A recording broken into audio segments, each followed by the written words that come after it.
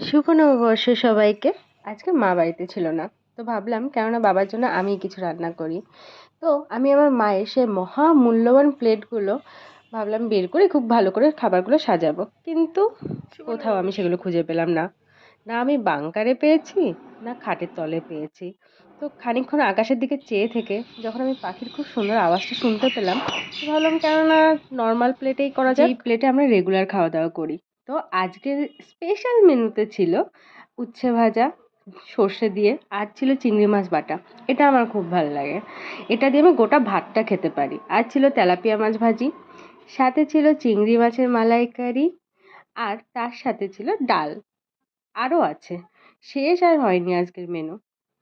সাথে ছিল হাঁসের মাংস। হাঁসের মাংস আমার খুবই ভালো লাগে। আর আমাদের বাড়িতে না এটা চুইটা মাংসে ইউজ করা হয়। অনেক কিছুতে ডাল-টালেও ইউজ করা হয়। চুইটা আমার বাবা খুব ভালো খায়। আর সাথে ছিল মাটন কষা।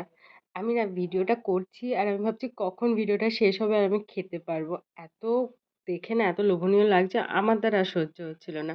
আর শেষ পাতে বাঙালি মানুষ একটু চাটনি না হলে হয় না। চাটনিতে চিংড়ি রয়েছে কিন্তু আমি সেটা দেখাতে পারছি না, কোথাও লুকিয়ে আছে। আর এটা ছিল আমার বাবার হাতের স্পেশাল পায়েস। দেখতে ঠিক যতটা লোভনীয়, খেতেও ঠিক ততটা সুস্বাদু।